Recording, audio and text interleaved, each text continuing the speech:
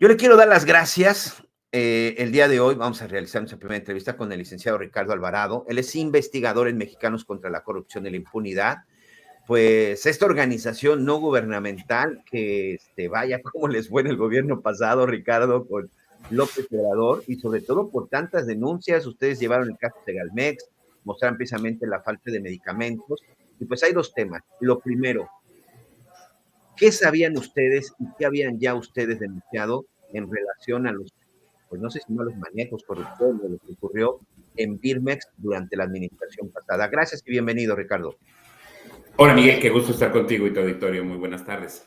Creo que lo primero que es importante aclarar es esto que declaraba el subsecretario Eduardo Clark corresponde a este año, es decir, a un proceso de licitación durante el gobierno de la presidenta Claudia Sheinbaum.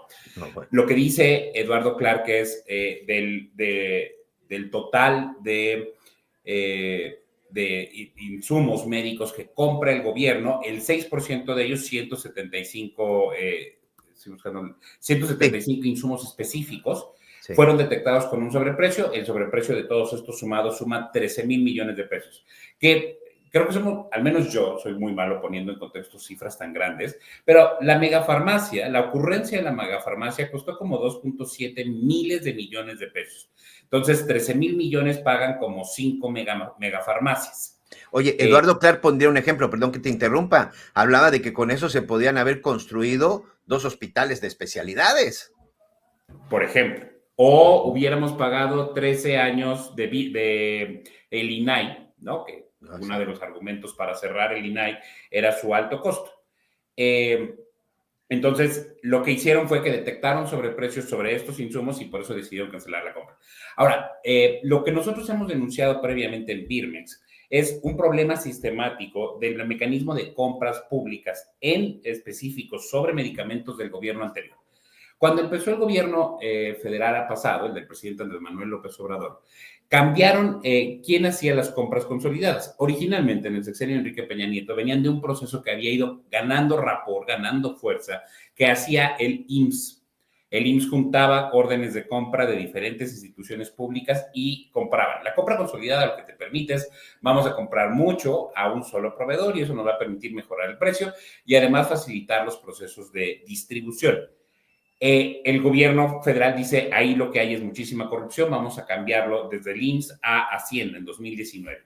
Eso generó la primera ola de desabastos, que fue con la que empezó la pandemia de COVID-19. En 2020 hicieron el cambio de la Secretaría de Hacienda a la UNOPS, este organismo internacional de las Naciones Unidas, que no se dedicaba a comprar medicamentos y que estaba asignado a hacer esa responsabilidad. Se le entregó una cantidad de dinero a la UNOPS para que pudiera gestionar eso y eso tampoco funcionó. Y giró entonces se volvió una responsabilidad del INSABI en 2023, el Instituto Nacional de Salud para el Bienestar, que también no funcionó, que tampoco funcionó. ¿No? Entonces, y después en el desastre del INSABI, que acabó siendo cerrado y que acabó convirtiéndose en IMSS Bienestar, porque el INSABI no solo compraba medicamentos, sino que además gestionaba lo que era el Seguro Popular, que es como la atención de servicios de salud que no son de una institución de seguridad social como el IMSS, el ISSSTE, Pemex, etcétera, se fue a Birmex. Y Birmex, que es la que compraba, digamos, vacunas antes y otro tipo de insumos, se volvió la responsable de hacer todas las compras consolidadas y gestionar la megafarmacia. Y ahora ya está en manos de la Secretaría de Salud, en la subsecretaría que dirige Eduardo Clark. Pero lo que quiero señalarles es, hay claramente una lista de ocurrencias que sucedieron en estos últimos 6 años durante el gobierno pasado que llevaron a crear esto. Y esto que pasó en Birmex es una muestra así chiquita de todo lo que pudo haber pasado el sexenio pasado en este posible problemas de sobreprecios, de desabastos, de medicamentos mal comprados y en general de una política de compras públicas que no está ni ordenada, ni planeada, ni estructurada, que lleva a estos problemas como los que señalaba Eduardo Clark en la conferencia de ayer. Oye, y aquí hay otra cosa que también llama mucho la atención, Ricardo, es de que, bueno, Eduardo Clark lo da a conocer, tú eres muy claro en el hecho de que dices es en las compras consolidadas de este año, pero al final también al interior está fallando la revisión y la estructura de cómo se llevan a cabo los procesos. Eduardo dice, nos dimos cuenta gracias a que los empresarios farmacéuticos pues nos dijeron y denunciaron, oye, por poner un ejemplo, compraste una aspirina a 10 pesos cuando yo la traigo a 4 pesos, 6 pesos, porque no licitaste. O sea, el mismo Eduardo reconoce que gracias a la denuncia de ellos, pues se dan cuenta que hay sobreprecios de 13,000 millones de pesos. Algo está fallando y aprovecho esto precisamente para hablar de la transparencia y para hablar, mira, vamos a escuchar precisamente lo que dijo Eduardo Clark. Estas investigaciones iniciaron a partir de finales de enero, principios de febrero. Son investigaciones que no solo se derivan de lo que vimos nosotros en precios, sino también de las inconformidades que varias industrias o compañías farmacéuticas pusieron, que decían, oye, yo oferté a tal precio y lo ganó alguien a otro precio mucho más alto. Y a partir de esas dos cosas, la Subsecretaría de Anticorrupción y Buen Gobierno inició esta investigación de oficio. Estamos hablando de un posible incremento de costos cercano a los 13,000 millones de pesos, que significa que podemos inclusive, al reparar esos fallos y adjudicárselos a los proveedores pues de mejores condiciones, tener un ahorro inclusive mucho mayor a lo que estamos ya viendo hoy con lo que se está pidiendo y solicitando de piezas. Si no les dicen los farmacéuticos, se les van los 13,000 millones, Ricardo.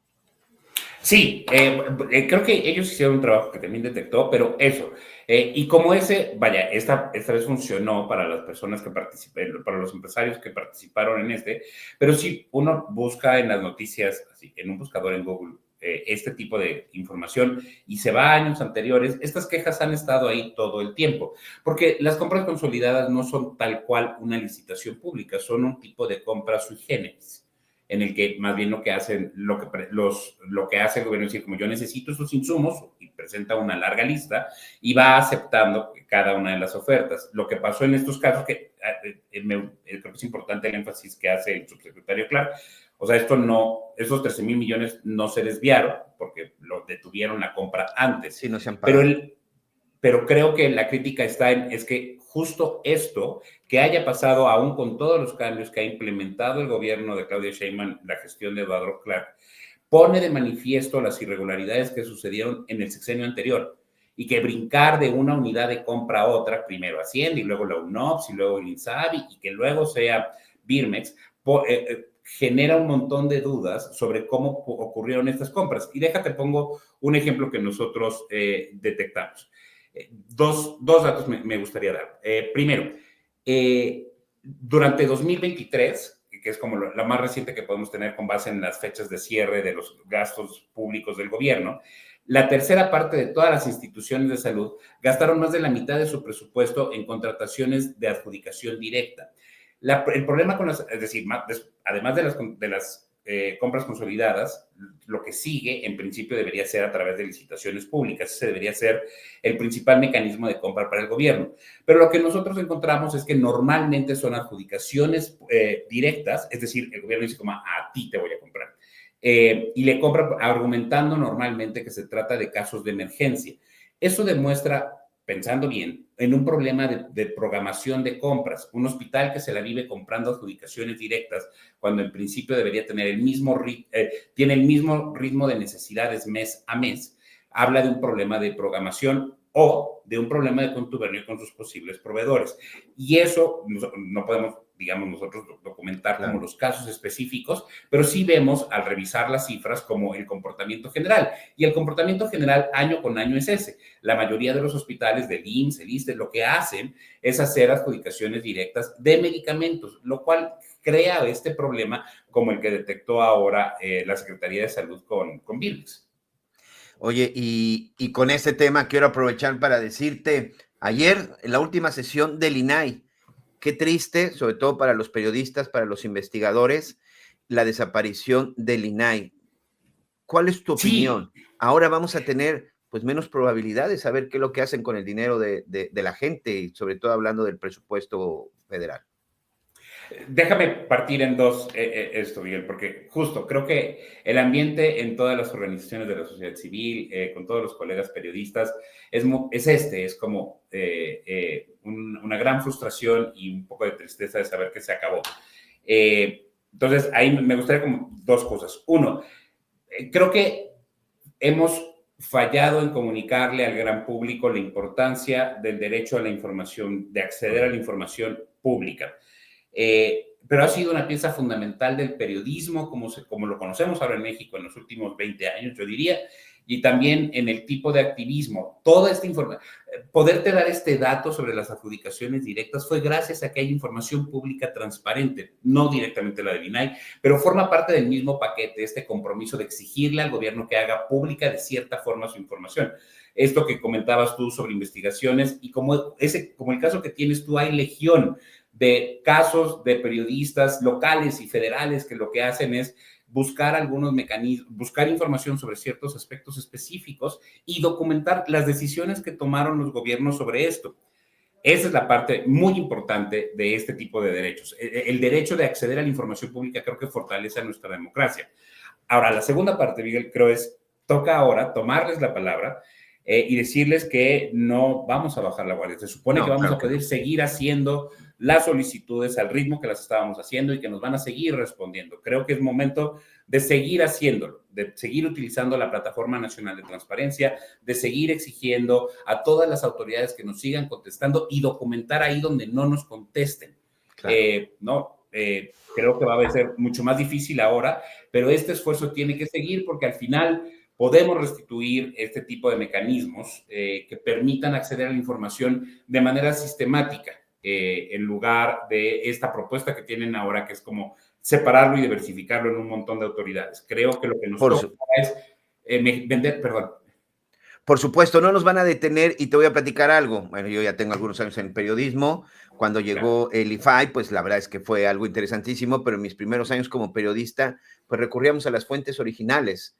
Nos metíamos a buscar archivos, nos metíamos a buscar expedientes y siempre hemos hecho reportes de investigación. Esto permitía tener a lo mejor más documentos, tratar de profundizar más, pero por supuesto hay algo muy importante, no se puede dejar de hacer el trabajo de investigación. Hace poco tuve un debate en donde estuvo por ahí también algún diputado que le vale la pena mencionarlo y en donde decía, es que el INAI solamente era utilizado por los periodistas.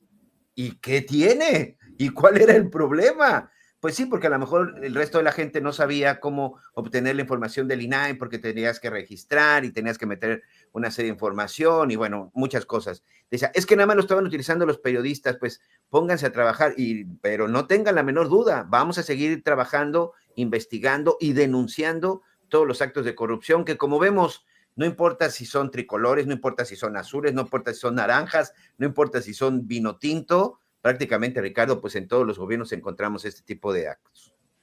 Sí, justo. Y la otra, creo que lo que hizo el INAI, das en el punto, Miguel, es que hablabas te referías esto como a las fuentes directas, a los documentos del gobierno, pero también hay como otro tipo de periodismo que usa fuentes, es decir, gente que les cuenta algunos chismes en los pasillos.